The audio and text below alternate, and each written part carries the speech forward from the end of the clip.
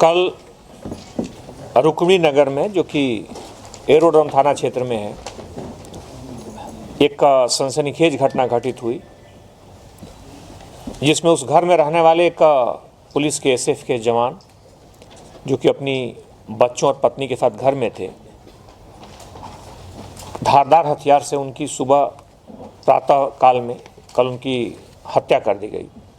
यह घटना काफ़ी पुलिस के लिए चुनौतीपूर्ण थी और सनसनीखेज भी थी, लेकिन पुलिस ने जब उसमें घटनास्थल पर उपस्थित जो साक्ष्य थे, वहाँ आसपास के जो पड़ोसी थे, उस मोहल्ले में रहने वाले जो लोग थे, वहाँ पे सीसीटीवी के जो फुटेज थे, वहाँ पे उनके जो पुरानी जो पृष्ठभूमि थी, जो वहाँ के जो तथ्य थे, उनके बारे में जब पुलिस ने विस्तार से जानकारी निकाली तो एक तथ्य उसमें स्पष्ट हुआ कि यह मामला कहीं न कहीं पारिवारिक विवाद से जुड़ा है।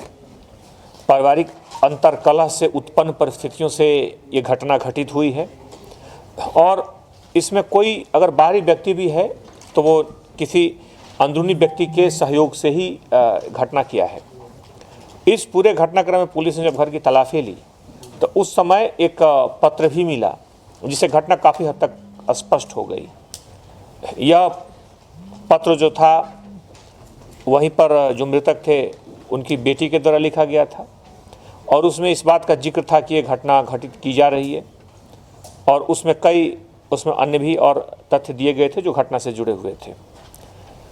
साथ ही साथ उस समय जो प्रत्यक्षदर्शी थे और आसपास के जो पड़ोसी थे, उन्होंने इस बात का जिक्र किया कि घटना के समय, घटना के बाद, घटना लगभग 4 से 5 के बीच में सुबह घटित हुई थी और 6 बजे के आसपास उस बेटी को घर के आसपास टहलते हुए अकेले देखा गया।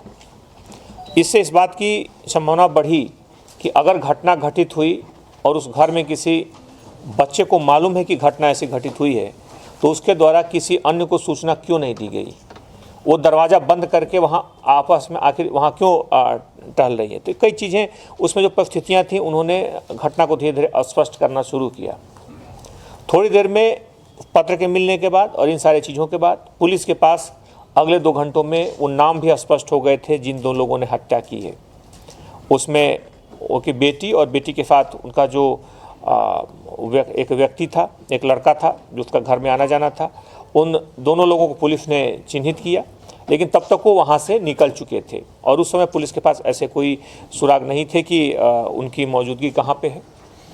लेकिन पुलिस ने फिर अन्य स्रोतों से इस मामले के दोनों आरोपियों को चिन्हित करने के बाद टीमें रवाना की और इनको देर रात तक कल इन दोनों को पकड़ लिया गया। ये राजस्थान भागने का इन्होंने प्लान कर रखा था। ये दूर राजस्थान में जाकर के वहीं सेटल होकर के वहीं रहना चाहते थे। जो तत्कालिक परिस्थितियां थीं, जो तत्कालिक जो घटनाक्रम था, इसमें इन्होंने 2-3 दिन से पहले से प्लान किया हुआ था। ये जा कर के शादी करके कहीं दूसरे जगह पर रहना चाहते थे। इन्हें इस बात का शक था कि अगर बिना बताए भाग गए या घर से भाग गए, जैसे कि दूसरे बच्चे चले जाते हैं, दूसरे लड़के, तो उसमें इन्हें इस बात की आशंका थी कि चूँकि इनका पिता या इनके घर के लोग पुलिस में हैं तो शायद उसको फिर ढूंढ लेंगे। तो इस तरह की आशंका और मनोवृत्ति से इस षड्यंत्र का, इस घटनाक्रम की पूरी रूपरेखा इन लोगों ने तैयार की। उसके बाद धारदार हथियार के साथ लगभग 4 बजे लड़का घर में आया और उसके बाद चूँकि एक व्यक्ति जो कि घर का ही मिला हुआ है, तो घटना काफ़ी इस तरह के घटनाओं को, षड्यंत्र को साकार करना आसान हो जाता है। इसमें सीसीटीवी फुटेज बंद कर दिए गए, इसमें दरवाजे खोल दिए गए और उसने नींद में सोए हुए दोनों लोगों पे वार किए और उसके बाद दोनों लोगों ने दम तोड़ दिया। चूँकि वो नींद में थे और उस समय पहचान पर अचानक हमले से ये ज़्यादा उसमें बचाव नहीं कर पाए। कुछ आंशिक बचाव की कोशिश की गई, लेकिन नींद में होने के कारण प्रभावी नहीं हुआ। इस तरह इस दोनों घटना में दोनों आरोपियों को गिरफ्तार किया जा चुका है। इनसे और पूछताछ की जा रही है। बहरहाल अभी किसी तीसरे व्यक्ति की संलिप्तता या किसी भी तरह के सहयोग की बात सामने नहीं आई है। सर, लेकिन जितना विभत्स ये हमला है